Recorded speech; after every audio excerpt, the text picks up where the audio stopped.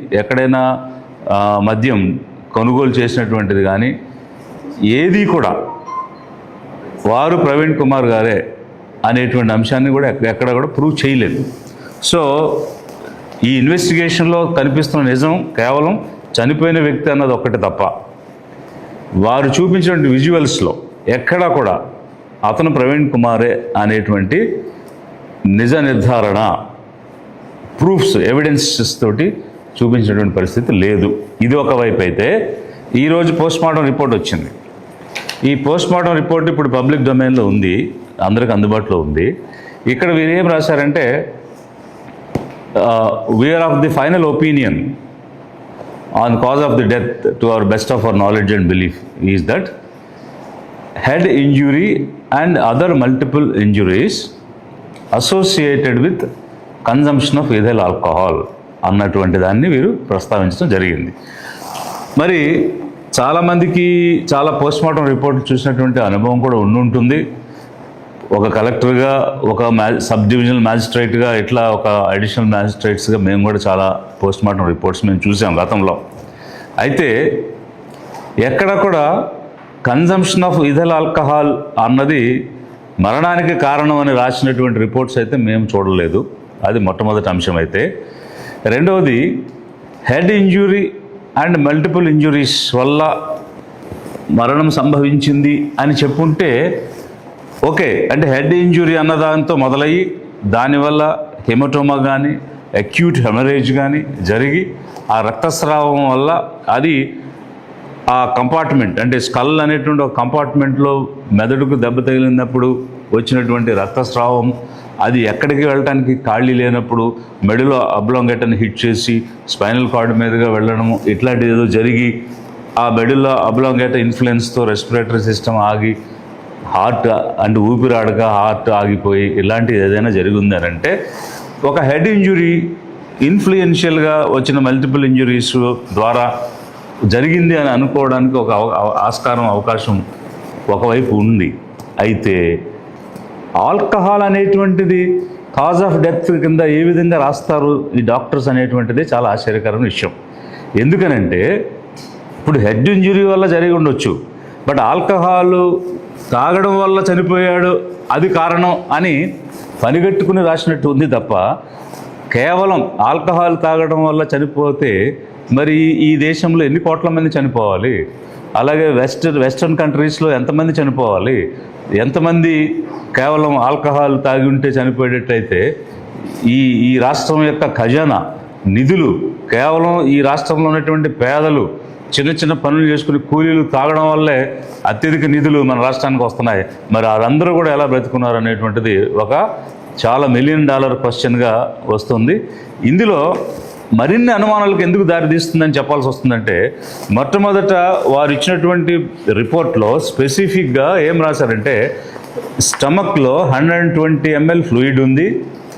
There are no suspicious odour like alcohol in the stomach. అంటే కడుపులో 120 ml fluid ఉంది, అందులో ఎలాంటి అనుమానాస్పదమైనటువంటి వాసన కానీ ఆల్కహాల్ కానీ లేదు అని స్పెసిఫిక్గా వీళ్ళే ప్రిలిమినరీ రిపోర్ట్లో ఇచ్చినారు. రెండవ రిపోర్ట్లో కూడా వారు ఏం రాశారు అని అంటే ఈ సీరియస్ క్యావిటీస్లో an order like alcohol is not apparent in the body cavities అని రాసి మళ్ళీ మెయిన్ రిపోర్ట్లో వీళ్ళు ఏం చెప్పారంటే ethyl alcohol is found in chemical analysis of viscera by RFSL Vijayawada అని రాస్తున్నారు. ఇప్పుడు జనరల్గా విజెరాలో ఉండేటువంటి విజరల్ ఆర్గాన్స్ కానీ సీరియస్ క్యావిటీస్ కానీ ఎలా ఉంటాయి అనే దాని గురించి కనుక చూస్తే ఈ visceral organs are the internal organs while serous cavities are fluid filled with spacious with in the body that surrounded and protect these organs. So ఏదైతే వీరు ఈ పేజీలో సిరస్ క్యావిటీస్లో నో ట్రేస్ ఆఫ్ ఆల్కహాల్ అని రాశారో అక్కడే మళ్ళీ విజరాలో కెమికల్ అనాలిసిస్లో ఆల్కహాల్ వచ్చిందని కాంట్రడిక్టరీగా వారి రిపోర్ట్లోనే రాస్తూ ఉన్నారు. ఇంకొక అంశం ఏంటంటే ప్రిలిమినరీ రిపోర్ట్లో ఒక ఆర్డర్ అంటే ఒక స్మెల్ కానీ ఆల్కహాల్ కానీ లేదని చెప్పినటువంటి డాక్టర్స్ ఫైనల్ రిపోర్ట్లో ఆల్కహాల్ ఉంది అందుకే చనిపోయాడని రాయడం, అసలు ఆల్కహాల్ అనే సబ్జెక్ట్ని ఎందుకు ఇంత హైలైట్ చేయాల్సి వచ్చింది, ఎందుకు దీన్ని తీసుకురావాల్సి వచ్చింది? మొదట మేము ప్రశ్నించిన దానిలో కూడా మొదట ఇచ్చినటువంటి పోలీస్ అనాలిసిస్ వారి యొక్క ప్రెస్ మీట్ ద్వారా చెప్పిన అంశాల్లో ఎక్కడా కూడా ఆల్కహాల్ గురించి మెన్షన్ లేదు. వారు చూపించిన విజువల్స్లో తాగి వెళ్ళినట్టు లేరు. ఆ విజువల్స్ గురించి అడిగితే అవి వైరల్ అవుతున్న వాటితో మాకు సంబంధం లేదు, మేము ఇచ్చినవే అఫీషియల్ అని చెప్పారు. వైరల్ అవుతున్న విజువల్స్లో తాగినట్టు అక్కడెక్కడో కొన్నట్టు వచ్చినాయి అనే అంశాలు వచ్చాయి. ఇది తరువాత ఒక నేరేటివ్ని బిల్డ్ చేయడానికి, ఒక స్టోరీని బిల్డ్ చేయడానికి ఆల్కహాల్ని వాడుకున్నారా అన్న అనుమానం ఏదైతే ప్రజల్లో ఉందో అది మరింత బలపడే విధంగా ఈ పోస్ట్ మార్టం రిపోర్ట్ వస్తుంది. సాధారణంగా అసలు ఎక్కడ కూడా పర్టికులర్ మెన్షన్ అబౌట్ ఆల్కహాల్ అనేది ఉండదు.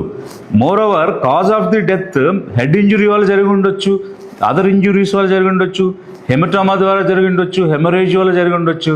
కానీ ఆల్కహాల్, క్లబ్డ్ విత్ ఆల్కహాల్ ఏంటి అనేటువంటిది, కన్జంప్షన్ ఆఫ్ ఆల్కహాల్ వల్ల జరిగింది అనేది చాలా హాస్యాస్పదంగా ఉంది. ఇది పనిగట్టుకుని రాసినట్టుగా కనిపిస్తుంది అనేది మొదటి అంశం. అయితే ఇక రెండవది ఏంటంటే ఈ ఫేస్ మీద ఇంజురీస్ ఉన్నాయి.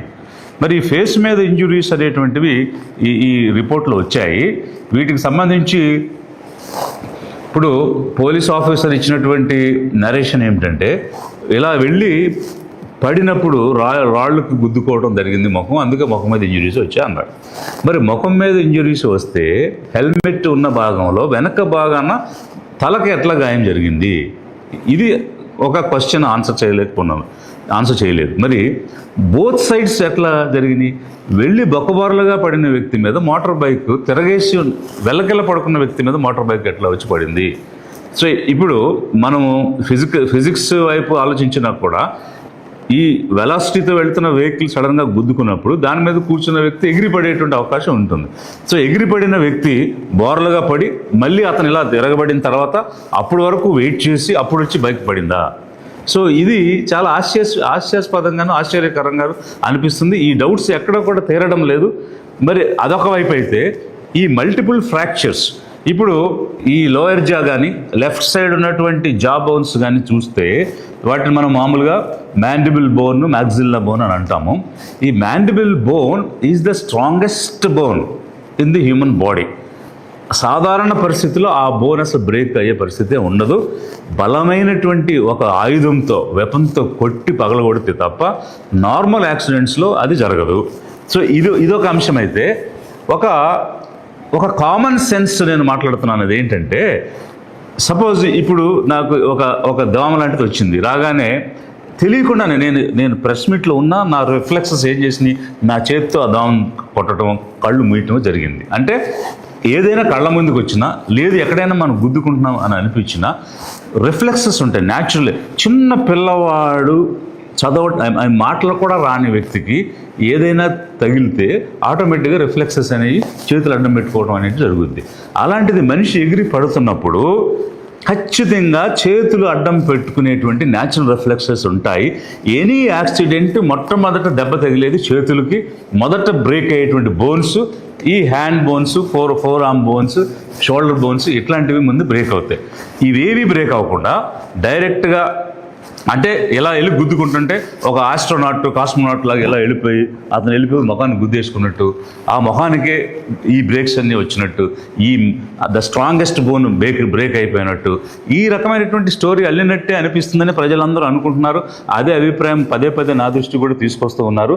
కాబట్టి ఈ మల్టిపుల్ ఇంజురీస్ని జరిగినటువంటి పరిస్థితిలో మరి ముఖమంతా ఛిద్రమైపోయింది, పెదవులు కట్ అయిపోయినాయి, స్ట్రాంగెస్ట్ బోన్ పగిలిపోయింది, మ్యాగ్జిల్లా పగిలిపోయింది, హెడ్ బోన్స్ పగిలిపోయినాయి.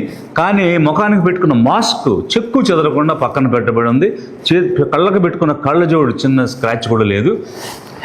తల పగిలిపోయి రక్తస్రావం జరిగిపోయింది అనేటువంటి రిపోర్ట్ ఈరోజు వచ్చింది. హెమటోమా ఉంది, హెమరేజ్ ఉంది అనేటువంటి రిపోర్ట్ వచ్చింది. ఆ రక్తస్రావం వల్లే ప్రాణం ఆగిపోయింది అనేటువంటిది కూడా వచ్చింది.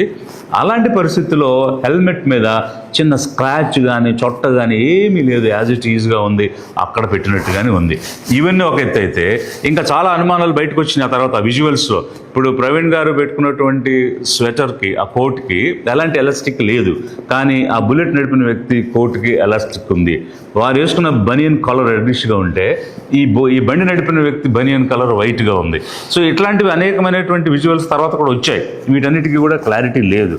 ఇదంతా ఒకవైపు జరుగుతూ ఉంటే మరి ఎప్పుడు జరిగింది ఈ డెత్ అన్న విషయాన్ని ఫస్ట్ రిపోర్ట్లో, ప్రిలిమినరీ రిపోర్ట్లో కానీ ఫైనల్ రిపోర్ట్లో కానీ చెప్పలేదు.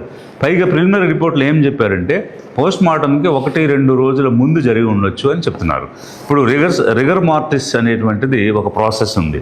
ఏమిటి అంటే మనిషి చనిపోయిన తర్వాత, అంటే ఎనీ లివింగ్ ఆర్గానిజం చనిపోయిన తర్వాత రిగర్ మార్టిస్ అనే ప్రాసెస్ ఇనిషియేట్ అవుతుంది. అంటే అన్నీ కూడా స్టిఫ్ అయిపోవటం అనేటువంటి జరుగుద్ది. ఆ స్టిఫ్ అయిపోయినటువంటి ఆ ప్రాసెస్ని బట్టి ఎన్ని గంటల ముందు ప్రాణం పోయింది అనేటువంటి దాన్ని వీరు క్యాలిక్యులేట్ చేసి చెప్తారు. అట్లాంటిది ఏం చెప్పకుండా 1 రోజు కానీ 2 రోజులు కానీ 3 రోజులు కానీ అని ఇంత వేగ్గా డాక్టర్స్ ఏ రకంగా ఈ రిపోర్ట్ ఇస్తారు అనేటువంటిది ఒక బలమైనటువంటి అనుమానానికి దారితీసేటువంటి పరిస్థితి కనిపిస్తూ ఉంది. అదేవిధంగా అన్ని ఆర్గాన్స్, ఇంటర్నల్ ఆర్గాన్స్ అన్నీ బాగున్నాయి. లివర్ బాగుంది, స్ప్లీన్ బాగుంది, లంగ్స్ బాగున్నాయి, హార్ట్ బాగుంది, ఇలా అన్ని ఆర్గాన్స్ కూడా బాగానే ఉన్నాయి. ఎక్కడ కూడా ఏది దెబ్బతినలేదు.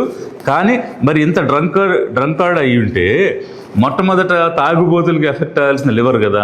మరి లివర్లో ఒక చిన్న ప్రాబ్లం కూడా ఐడెంటిఫై చేసినట్టు ప్రిలిమినరీ రిపోర్ట్లు కానీ ఫైనల్ రిపోర్ట్లు కానీ చెప్పలేదు. అంటే ఎందుకు ఈ విధంగా చేయాల్సి వస్తుంది? అంతేకాకుండా ఇప్పుడు నిన్న క్యాండిల్స్ పెడదామని ఎక్స్ పార్లమెంటేరియన్ హర్ష్ కుమార్ గారు ఒక పిలుపునిచ్చినప్పుడు చాలామంది అక్కడికి వెళ్ళటం జరిగింది. అయితే అదేమి ర్యాలీ కాదు, ఒక పబ్లిక్ మీటింగ్ కాదు, దాన్ని ఏమంటారంటే ఇప్పుడు చనిపోయినటువంటి మనిషికి ఒక నివాళులు అర్పించే దానిలో భాగంగా ఆ రోజు వెళ్ళాలనుకున్నారు. సరే, ఓకే. అయితే అతను అరెస్ట్ చేయడం ఏంటి?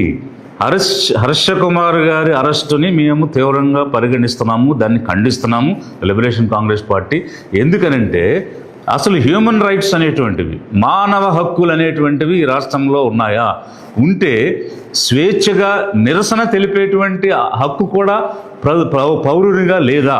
ఒక 10 years పార్లమెంటేరియన్గా ఉన్నటువంటి వ్యక్తిని 5 గంటల సేపు అరెస్ట్ చేసి పిచ్చిగా ఈ పక్క నుంచి ఆ పక్క నుంచి రాజానగరం, అక్కడి నుంచి వేమగిరి, మళ్ళీ రాజానగరం, లేకపోతే బెక్కవోలు సిటీ ఇలా తీసుకెళ్ళి నిర్మానుష్యమైన ప్రదేశానికి తీసుకెళ్ళి అక్కడ పెట్టేసి అలా మానసికంగా వేధించడం ఏమిటి? అంత వయసు ఉన్నటువంటి వ్యక్తిని, ఒక పార్లమెంటేరియన్ ఉన్నటువంటి వ్యక్తిని అలా వేధించడం ఏమిటి? ప్రివెంటివ్ డిటెన్షన్ అనేటువంటి దానికి కూడా ఒక పద్ధతి ఉంటుంది కదా. 144 సెక్షన్ ఉంది. ప్రివెంటివ్ కస్టడీ తీసుకోవాలని మీరు ఆలోచన అనుకుంటే తీసుకునే దానికి ఒక విధానం ఉంది, ఒక పద్ధతి ఉంది, గౌరవంగా చూడటం అనేటువంటిది ఉంది. ఒక క్రిమినల్ని ట్రీట్ చేసినట్టుగా, అంతేకాకుండా భయభ్రాంతులు గురి చేసినట్టుగా చేస్తే అది మానవ హక్కుల ఉల్లంఘనే. ఈ మానవ హక్కుల ఉల్లంఘన అనేది మన రాష్ట్రంలో జరిగే కొలది ఇది హత్యేమో అనే అనుమానం మరింత బలపడే విధంగా మీ చర్యలు కనిపిస్తున్నాయి. ఎందుకనంటే ఒకవైపు పాస్టర్స్ నోరు విప్పి మాట్లాడలేకుండా భయపెట్టేస్తున్నారు, వాళ్ళకి నోటీసులు ఇస్తున్నారు. చాలామంది నా దృష్టికి తీసుకొచ్చి మేము చెప్పాలంటే భయపడుతున్నాము, మమ్మల్ని భయపెట్టేశారు, మేము నోరు విప్పలేకపోతున్నాం, మేము భయభ్రాంతులకు గురవుతున్నాం అనేటువంటిది ఒకవైపు చెప్తూ ఉన్నారు. మరొక వైపు ఒక ఎక్స్ ఎంపీని ఈ విధంగా మీరు ఇల్ట్రీట్ చేసి మానవ హక్కుల ఉల్లంఘన చేస్తే ఇక జనం ఏమనుకోవాలి అంటే ఇందులో ఏదో ఉంది, ఎక్కడిది బయటకు వస్తుందో, ఎక్కడ తప్పు బయటపడిపోతుందో, ఎవరు ద్రోహులు అనేటువంటి విషయం కనిపెట్టేస్తారేమో అన్న దాని గురించి ఉలిక్కి పడుతుందా ప్రభుత్వం అనే అనుమానాలు కలుగుతున్నది మీరు చేసినటువంటి ప్రవర్తన వల్ల, ఉల్లంఘన వల్ల. It's states responsibility to protect the human rights and the fundamental rights of every citizen living in this state. అలాంటి సిచ్యువేషన్లో ఒకవైపు హక్కుల ఉల్లంఘన జరిగింది అనేటువంటిది చెప్తూ ఉంటే, మరొక వైపు ఈ అనుమానాలను తీర్చకుండా దాన్ని మరింత అనుమానాలు పెంచే విధంగా చేయటం ఏమిటి అనేటువంటిది ఇక్కడ ఎదురవుతున్నటువంటి ప్రశ్న. మరి ఇదే సమయంలో పేదలు, ఇక్కడ ఇన్వాల్వ్ అయిన వాళ్ళందరూ కూడా పేదలు. ఎందుకనంటే ఒక పబ్లిక్ ఫిగర్, అతను evangelist, maybe related to A particular religion, కానీ అతని యొక్క బోధనల వల్ల, అతని యొక్క ప్రవచనాల వల్ల ఎంతోమంది ఇన్ఫ్లుయెన్స్ అయినారు. వారందరూ కూడా పేదవాళ్ళు. వాస్తవంగా పీస్ లవింగ్ పర్సన్స్ అన్ని రిలీజియన్స్లో ఉన్నారు. హిందూస్లో ఉన్నారు పీస్ లవింగ్, ముస్లిమ్స్లో ఉన్నారు పీస్ లవింగ్. వారెవరు కూడా ఇలా చచ్చిపోవాలి, మనుషులు చంపుకోవాలని కోరుకునే వాళ్ళు కాదు. ఈయన చెప్పే విషయాలు వినేటువంటి వాళ్ళు చాలామంది ఉన్నారు. ఇక్కడ ఎక్కువ మంది పేదలు ఇన్వాల్వ్ అయి ఉన్నారు. పేదల యొక్క కన్సర్న్ ఈరోజు కనిపిస్తూ ఉంది. అందుకోసం లిబరేషన్ కాంగ్రెస్ పార్టీ పేదల పార్టీగా ముందుకొచ్చి ఆ పేదవాళ్ళు ఎవరైతే అనుమానాలతో ఉన్నారో వాళ్ళకి నివృత్తి చేయడం, నిజం ఇవ్వడమే కాకుండా వారి యొక్క ఆలోచనకు అనుగుణంగా వారు కోరుకున్నటువంటిది చేసేటువంటి పార్టీగా ముందుకు రావడం అనేటువంటిది ఒకవైపు జరుగుతుంది. మరి ఈ ప్రాసెస్లో మరి భయభ్రాంతులకు గురి చేసి హక్కుల ఉల్లంఘన జరిగేటువంటి పరిస్థితి వస్తే మరి ఒక ఎక్స్ ఎంపీకి ఆ పరిస్థితి ఉంటే కామన్ మ్యాన్ పరిస్థితి ఏ విధంగా ఉంటుంది అనేటువంటి అనుమానాలు ఒకవైపు.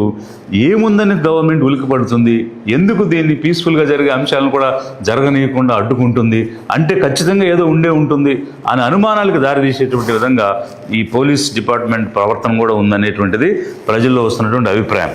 సో దీనికి సందర్భంగా నేనేమో అడుగుతున్నానంటే, ఒక లిబరేషన్ కాంగ్రెస్ పార్టీగా మిగిలినటువంటి రాజకీయ పార్టీలన్నీ ఏమైపోయినాయి ఈ రాష్ట్రంలో? ఒక పబ్లిక్ ఫిగర్కి ఇలా జరిగింది, ఇన్ని అనుమానాలు ఉన్నాయి అని లక్షల మంది ప్రజలు ఆలోచిస్తున్నటువంటి సమయంలో అధికారంలో ఉన్నటువంటి తెలుగుదేశం కానీ, జనసేన కానీ, లేక బీజేపీ కానీ కేవలం ఒక ఎడ్యుకేషన్ మినిస్టర్ ఒక ట్వీట్ చేసేసి ప్రాథమిక విచారణలో అది యాక్సిడెంట్గా తేలింది కానీ మేము విచారణ చేయమన్నాము ప్రజల యొక్క అనుమానం దృష్ట్యా అని చెప్తే అది ఏ విధమైన సంకేతం మీరు పోలీసులకు ఇచ్చినట్టు? అంటే ప్రాథమికంగా యాక్సిడెంట్ అని మేము డిసైడ్ చేసాము, అయినా మీరు అడుగుతున్నారు కాబట్టి విచారణ ఇన్వెస్టిగేట్ చేయమని చెప్తున్నాము అని అంటే మంత్రి గారు చెప్పిన దాన్ని మేము నిర్ధారణ చేయాలి కదా అన్న మెసేజ్ పోలీసులు తీసుకుని ఇది యాక్సిడెంట్ అని చెప్పారా? లేకపోతే వాళ్ళకు స్వేచ్ఛ ఉండి నిజంగానే ఇన్వెస్టిగేట్ చేసి కారణాలు కనిపెట్టి ఒకవేళ హత్య అయి ఉంటే దాన్ని ఎవరు చేశారనే కోణంలో వాళ్ళు ఇన్వెస్టిగేట్ చేశారా? ఇవన్నీ కూడా ఒకవైపు అనుమానాలు వస్తూ ఉంటే ఏ మంత్రి కానీ, కన్సర్న్ మినిస్టర్ కానీ దీని గురించి మాట్లాడలేదు. రాజకీయ పార్టీలు, అధికారం ఉన్న పార్టీలు మాట్లాడలేదు, అపోజిషన్ ఉన్నటువంటి పార్టీలు మాట్లాడలేదు, ఒక కాంగ్రెస్, వైసీపీ లాంటి పార్టీలు కూడా మాట్లాడలేదు. అంటే పేదల యొక్క ఓట్లు అయితే కావాలి, మీకు అధికారంలోకి రావడానికి వాళ్ళకి లేనిపోని మాయ మాటలని చెప్పి ఇది చేస్తాం అది చేస్తామని ఇబ్బడి మొబ్బడిగా హామీలు ఇచ్చేసి ఒక్క హామీ కూడా సంవత్సరం అవుతున్నా నెరవేర్చకుండా వాళ్ళ ఓట్లు వేయించుకుని వాళ్ళ సీట్లు గెలుచుకుని మీరు అధికారంలో కూర్చోవడానికి ఈ పేదలు మాత్రం కావాలి, పేదల ఓట్లు మాత్రం కావాలి, కానీ వాళ్ళ మనోభావాలు కానీ, వాళ్ళ బాధలు కానీ, వాళ్ళ అనుమానాలు కానీ తీర్చే బాధ్యత మాత్రం ఈ ప్రభుత్వానికి లేదు. కాబట్టి మిమ్మల్ని వాడుకుంటాం, మాకు నచ్చినట్టుగా మిమ్మల్ని వినియోగించుకుంటాం, కానీ మిమ్మల్ని ఆదుకో, మీకోసం మేమేమి చెయ్యం అని చెప్తున్నారా? గమనించండి ప్రజలారా, పేదలారా, ఆలోచించండి. ఎలాంటి పార్టీలకు మనం ఓట్లేసాం, ఎవరిని నమ్మి మనం ఓట్లేసి ఈరోజు గద్దెక్కిచ్చాం, వాళ్ళు ఏ విధంగా మనల్ని చూస్తున్నారు, వినాశనం చేస్తున్నారు, మనకు వచ్చినటువంటి బాధను కానీ అనుమానాన్ని కానీ పట్టించుకోకుండా కనీసం ఇది నిజం అని చెప్పడానికి కూడా సాహసించకుండా ముందుకు రాకుండా ఏ పార్టీ కూడా ఈ పేదల పక్షాన్ని నిలబడటం లేదంటే పేదలను కేవలం వాడుకునేవారే తప్ప ఆదుకునేవారు లేరు, అండగా నిలబడేవారు లేరు అని చెప్పడానికి ఇంతకు మించిన నిదర్శనం కావాలా? జనాన్ని ఆలోచించమని కూడా నేను ఈ సందర్భంగా కోరుతూ, మేము లిబరేషన్ కాంగ్రెస్ పార్టీగా ఇప్పటికే కేఏ పాల్ గారు అలాగే దాడి నాగేశ్వరరావు గారు 2 పిటిషన్స్ వేయడం జరిగింది. ఆ 2 పిటిషన్స్ని కూడా నేను సమీక్షించడం జరిగింది. కేఏ పాల్ గారు నాతో కూడా మాట్లాడారు, పిటిషన్ వేసినటువంటి అంశం గురించి కూడా నాతో చర్చించారు. అయితే వాటిలో కొన్ని డెఫిషియన్సీస్ ఉన్నాయి, అది పోస్ట్ మార్టం రాకముందు వేసినటువంటి పిటిషన్స్ కాబట్టి ఇంకా కొన్ని అంశాలు దానిలో ప్రస్తావించాల్సినవి మిస్ అయి ఉన్నాయి. అందుకనే liberation Congress party PM report వచ్చిన తర్వాత ఉన్నటువంటి డెవలప్మెంట్స్ అన్నింటినీ కూడా పరిగణలోకి తీసుకుని ఒక పగడ్బందీగా ఎందుకు జరిగింది, ఏమి జరిగి ఉండొచ్చు, కాబట్టి దీనిలో ఏ విధంగా న్యాయం జరగడానికి, నిజం నిగ్గు తేల్చడానికి ఏం చేయాలనేటువంటిది మేము జ్యుడిషియరీని అప్రోచ్ అవుతాము. తప్పకుండా కోర్టు ద్వారా, పబ్లిక్ ఇంట్రెస్ట్ లిటిగేషన్ ద్వారా ఈ అంశాన్ని వెలికి తీయటం అనేటువంటిది ఒకవైపు అయితే, సమాజంలో ఉన్నటువంటి పేద వర్గాలలో, సంఘాలలో ఉన్నటువంటి పెద్దలందరినీ కూడా కలుపుకొని ఒక జాయింట్ యాక్షన్ కమిటీ లాంటిది ఏర్పాటు చేసుకుని ఒక నిజ నిర్ధారణ, ఫ్యాక్ట్ ఫైండింగ్ అనేటువంటిది కూడా చేసి రాబోయేటువంటి రోజుల్లో ఏది వాస్తవం, ఏది అవాస్తవం, ఎవరు నిజం, ఎవరు అబద్ధం, ఎవరు వాడుకుంటున్నారు, ఎవరు దోచుకుంటున్నారు, ఎవరు దోపిడీ చేస్తున్నారు అనేటువంటి అంశాలన్నింటినీ కూడా ప్రజల ముందుకు తీసుకొస్తామని చెప్పేసి తెలియజేస్తున్నాను. ఒక ఐజీ లెవెల్లో ఉండి కూడా మాట్లాడొద్దు, ప్రచారం చేయొద్దు అని గట్టిగా వార్నింగ్ ఇస్తున్నారు. అంటే దేని సంకేతం ఆ వార్నింగ్?